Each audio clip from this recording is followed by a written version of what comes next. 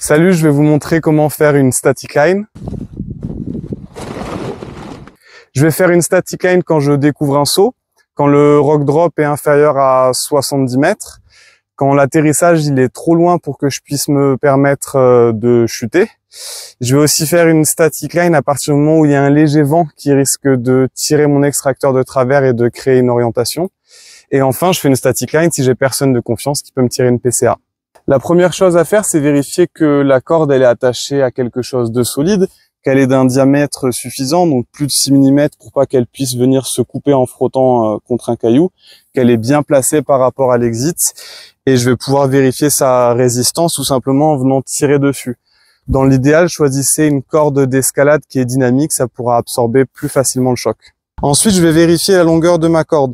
Il faut pas qu'elle soit trop courte, sinon la static line va venir frotter sur le caillou et ça va entraîner une rupture prématurée. Il faudrait pas non plus que la corde soit trop longue, sinon le facteur de chute va être plus important.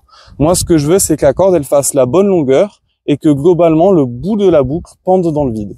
Après m'être équipé et vérifié, je vais pouvoir venir récupérer mon extracteur qui doit absolument être conditionné. Je vous rappelle, vous ne devez jamais vous équiper extracteur au sol et à partir de maintenant, vous devez être très attentif sur l'ensemble du système d'ouverture pour ne pas créer une interférence.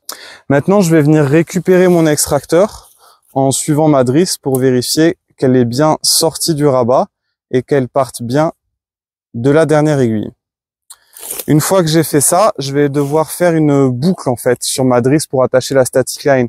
Sauf si, comme moi, vous avez la chance d'avoir déjà un anneau qui est sur la drisse.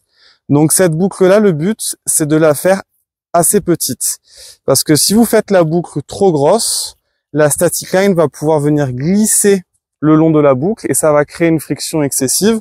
En plus de ça, une boucle trop grosse, c'est une boucle qui va potentiellement venir se bloquer sur le relief lors du saut. Le fait de faire des static lines et donc d'avoir un frottement de la statique qui est du tissu contre le tissu de la drisse, ça va avoir tendance à abîmer la drisse, encore plus si la boucle est énorme. Évidemment, si vous sautez souvent en static line, je vous recommande de faire installer un anneau en métal ou de changer votre drisse quand elle semble être trop abîmée. Le nœud sur ma drisse d'extraction, il doit être à peu près au milieu de la drisse et ce qui est important, c'est que quand on laisse pendre le système, il vienne environ au niveau de ma cheville et de ma malléole. Si jamais le nœud venait à être trop bas, il y aurait un risque que je passe la jambe par-dessus au moment de sauter.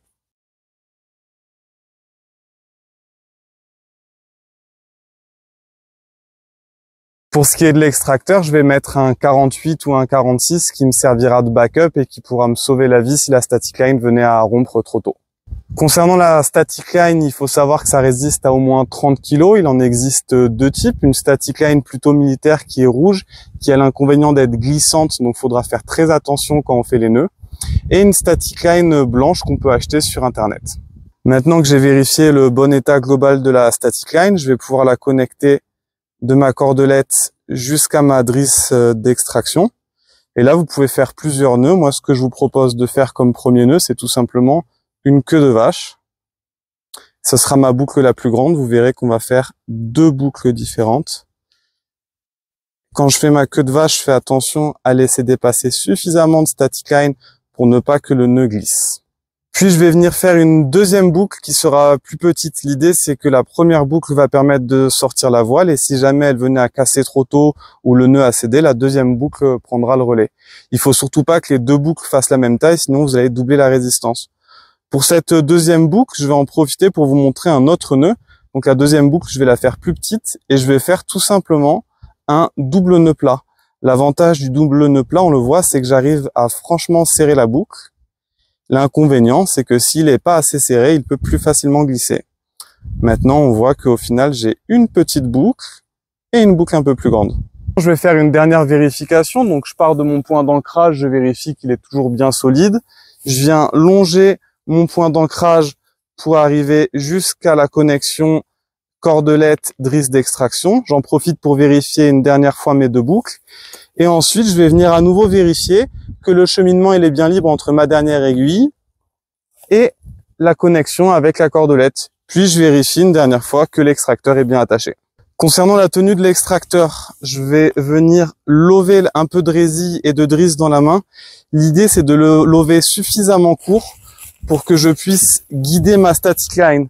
Moi, ce que je voudrais pas, je vous ai dit, c'est que vous puissiez mettre la jambe par-dessus par erreur. Donc avec cette position-là, je vais pouvoir guider ma static line et quand je vais sauter, je vais faire en sorte que je ne marche pas sur la static line. Maintenant que je me suis approché au bord du vide, que j'ai vérifié qu'il n'y a rien qui était tranchant qui pourrait abîmer mon extracteur, que dans la face, il n'y avait aucun buisson qui pourrait également venir abîmer mon extracteur, je vais choisir de quelle main je le tiens.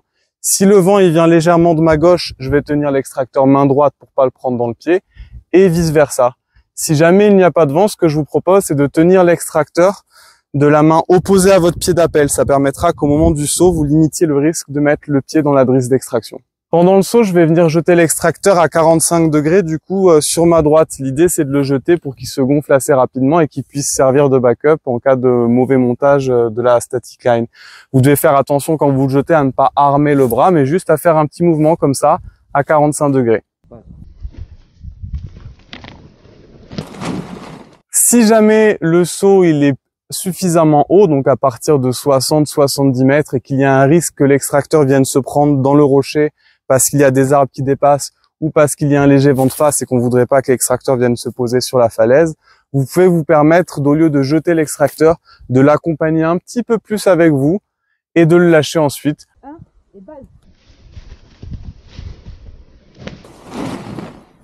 Concernant le choix des points de freinage, je vous propose de sauter la plupart du temps en DBS parce qu'il y a quand même un risque, même s'il est faible, que vous preniez un 180 à l'ouverture et que vous alliez taper le mur. Maintenant, si vous êtes sur des sauts qui sont très bas, donc en dessous de 45 mètres, vous n'allez pas pouvoir sauter en DBS parce que vous avez besoin que la voile se mette à voler le plus vite possible pour vous dégager l'objet. À ce moment-là, vous pouvez envisager de mettre le point dip. Globalement, vous devez bien connaître votre voile, connaître les points de freinage et mettre celui qui est le plus adapté pour que la voile vole le plus vite possible. Niveau aérologie, vous devez essayer de sauter dans un air qui est plutôt neutre. Donc dans l'idéal, c'est qu'il n'y ait pas de vent et faites très attention à ne pas sauter avec du vent qui vient de derrière. Parce que le vent qui vient de derrière, il va venir et il va tomber le long de la falaise. Ce qui fait que vous allez être ouvert plus bas que d'habitude. Sur un saut de 70 mètres, vous verrez pas la différence, mais comme aujourd'hui, sur un saut de 35 mètres, ça peut vraiment être catastrophique. Bien entendu, pour avoir une ouverture dans l'axe, il faut que la cordelette, elle vienne tirer parfaitement dans votre dos. Maintenant, attention, vous devez à tout prix éviter de vous mettre le pied dans le système d'ouverture. Donc, on peut se permettre de tendre le bras et de venir décaler un tout petit peu le système d'ouverture pour limiter le risque d'interférence.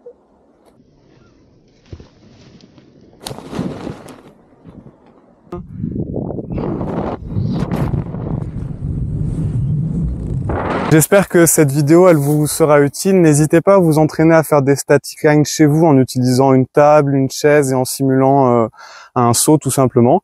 Et après, vous pouvez aller vous entraîner depuis un viaduc suffisamment haut et comme d'habitude, sous l'œil bienveillant de quelqu'un d'expérimenté qui pourra vous guider.